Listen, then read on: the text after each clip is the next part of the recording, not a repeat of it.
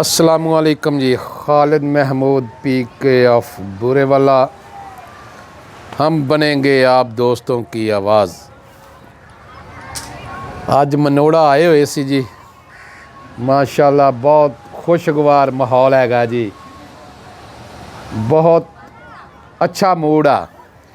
मैं कहा दोस्तां नूं संभाल दे मतलब कोई टिप दे दईए बहुत अच्छी जी, कि गर्मियां नूं जदों कबूतर उड़ के आउंदे आ वो खराब ना होण।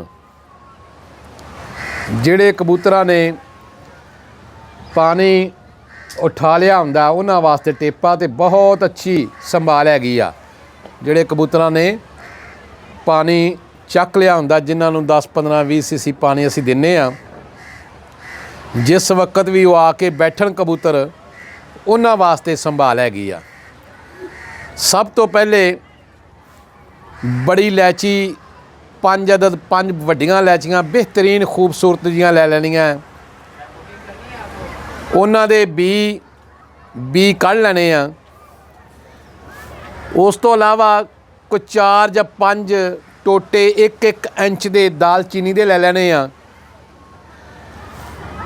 ਇਹਦੇ तो बाद मनक्का लै लेना कोई अद्धा क तोला मनक्का लै लेना है,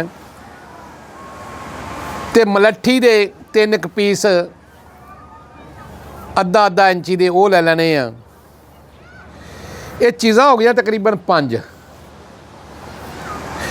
ਇਹਦੇ ਵਿੱਚ ਜਦੋਂ ਇਹਨਾਂ ਨੂੰ ਸਵਾਰ ਕੇ ਕੁੱਟ ਲਓਗੇ ਨਾ ਜੀ, ਕੁੱਟ ਲਓਗੇ, ਕੱਪੜ ਛਾਣ ਕਰ ਲਓਗੇ ਜਿਹੜੀਆਂ ਖੁਸ਼ਕ ਚੀਜ਼ਾਂ ਹੋਣ ਵਾਲੀਆਂ, ਤੇ ਇਹਦੇ ਵਿੱਚ ਹਸਬੇ ਜ਼ਰੂਰਤ थोड़ा जिहा शहद पा लेना, अद्धा क तोला गुड़ भी पा लेना है, गुड़ भी पा लेना है। इस तो अलावा जिस वक्त एक छोटा जिहा पिन्ना बन जाएगा तो ये विचों कम अज़ कम चने क जिन्ना लै लिया करना वा, तो वो कम अज़ कम 50 सीसी पानी च पा के उबाल के, जिस वक्त 10-12 सीसी रह जाए वो कबूतर नूं देना है। इंशाअल्लाह ताला कबूतर बिल्कुल फिट रहेगा, परवाज़ अपनी नहीं छड्डेगा। बहुत ही अच्छी संभाल हैगी आ। ਇਹਦੇ ਵਿੱਚ ਚੀਜ਼ਾਂ ਜਿਹੜੀਆਂ मैं ਤੁਹਾਨੂੰ दसियां, ਇਹਦੇ ਵਿੱਚ देसी मुर्गी ਦੇ अगर मिसाल के तौर पर ਜਿਹੜੇ पोटे ਹੁੰਦੇ ਆ, एक झली ਹੁੰਦੀ ਆ पीली जी, वो 5 ਕ ਲੈ ਕੇ रगड़ के खुशक जो हो जाएगियां रगड़ के, तो वह भी विच पा लो, तो बहुत मुफीद हैगी आ। कि कोई भी चीज़ जिहड़ी अंदर रुकी राकी ਹੁੰਦੀ आ, ये हज़म करने वास्ते बहुत अच्छी रहिंदी आ।